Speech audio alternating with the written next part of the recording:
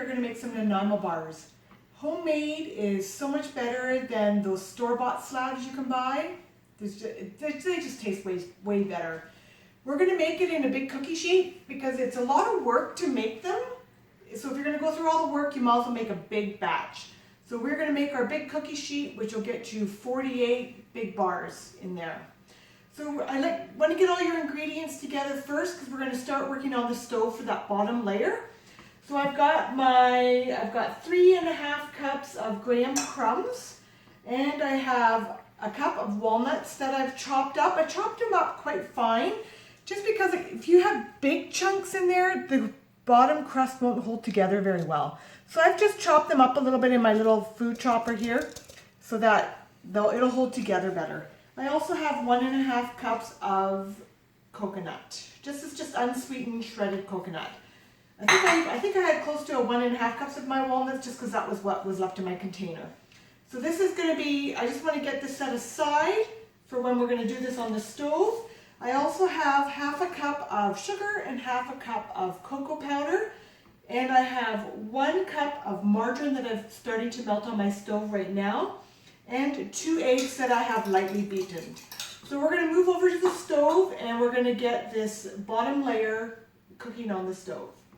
So I've got my margarine melted. That's my 1 cup of margarine, and I'm putting in my sugar and cocoa, the cocoa powder. I want to get these mixed up together. I just want to get my eggs in here before this gets too hot because you don't want your eggs to cook when you put them in. So I'm just going to lift my pan. It was getting a little bit warm there. I don't want it to get too hot. All right, so I'm going to get my eggs in.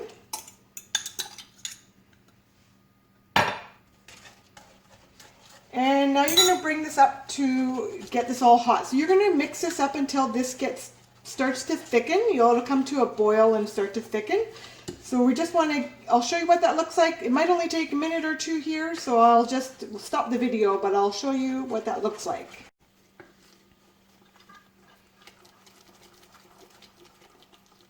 All right, so you can see it's starting to thicken a little bit here.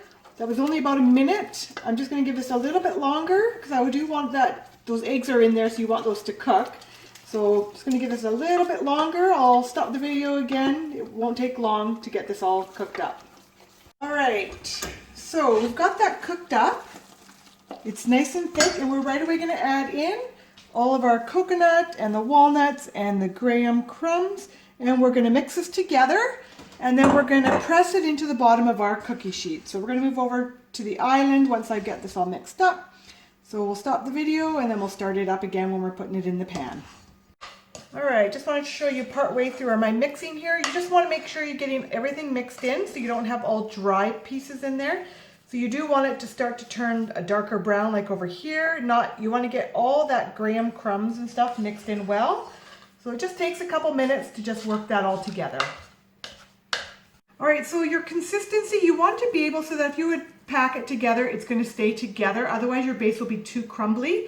If you find it's not sticking together, go ahead and melt a little bit more margarine and mix it in.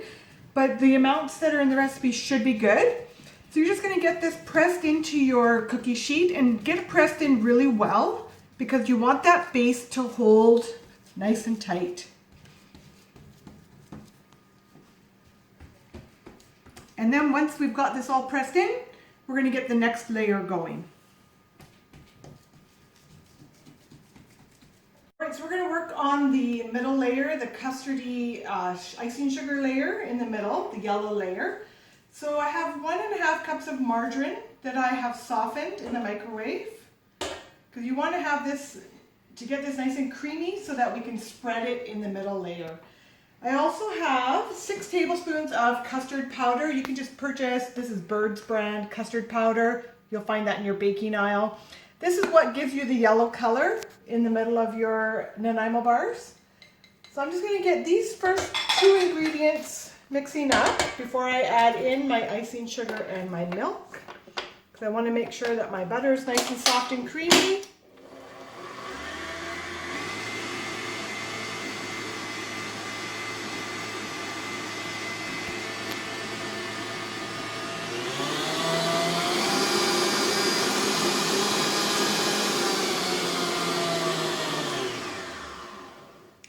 All right, so we're gonna add in our icing sugar. I have 6 cups of icing sugar and half a cup of milk, but I'm gonna add these a little bit at a time.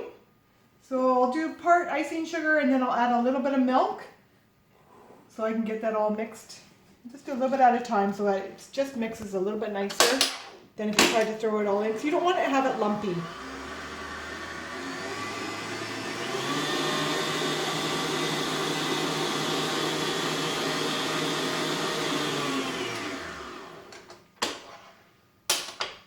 So we're just going to go do this until we've got this all mixed in, and scrape the side of your bowl a few times if you find that it's sticking on the side there.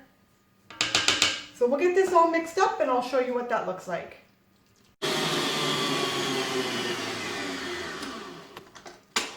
Alright, so this is going to be our middle layer, nice and creamy. So we're going to get this out of the bowl and we're going to spread that onto the cookie sheet in a layer. But I'll just get my things out of the way and I'll show you what that looks like. Alright, so we're going to get this cream layer on. So this is our second layer. And because it's nice and soft and creamy, it shouldn't be too difficult to spread. Try not to get any of the base in there, because you want this to look perfect, right?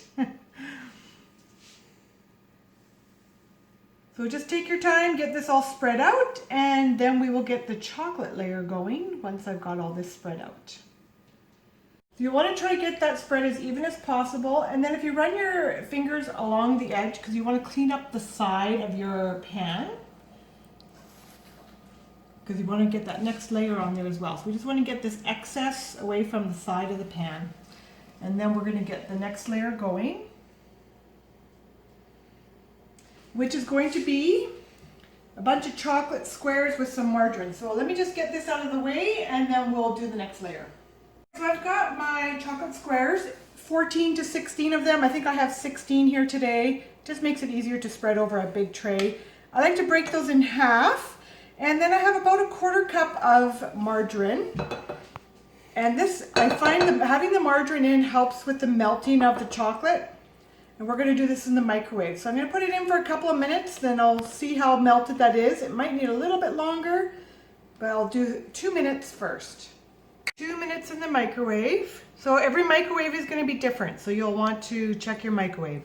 So I'm just going to gently stir this for a bit to make sure that there's no lumps in there. And we want this all mixed in well, the butter and the chocolate. And if there are still a few little lumps, it's still all nice and warm. They will melt, so just give us a minute or two, just stir it so that you're sure that there's no lumps in there before we pour it on. Pretty sure I've got all the lumps out. We're going to want to be able to spread this over the whole thing. So you don't want to just dump it, because then it's can be a bit hard. You don't want it to your layers to mix. So let's just try to get this on fairly thin before we start spreading it with the spatula.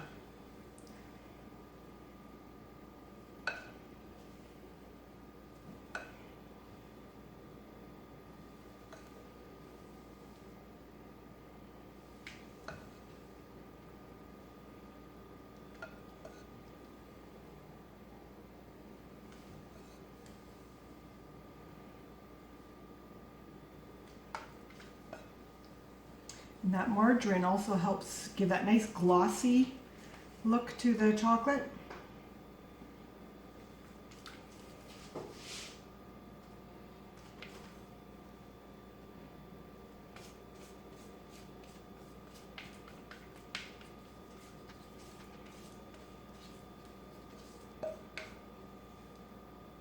All right.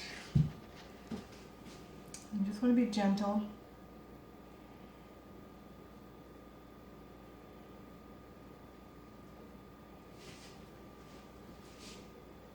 So if you're doing your 16 squares, it should be enough. 14, it's a little bit hard to spread all the way. 16 just gives you that little bit extra to work with.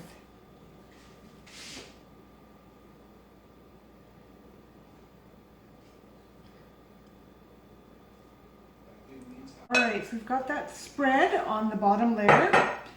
And then you'll want to just give this a little shake. And you'll see that the chocolate gets smooth.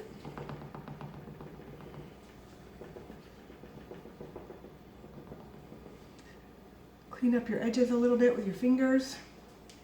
And then you're going to put this in the fridge, and you want this to get completely hard before we're going to cut that. So it'll probably take an hour or two for that to get all hardened.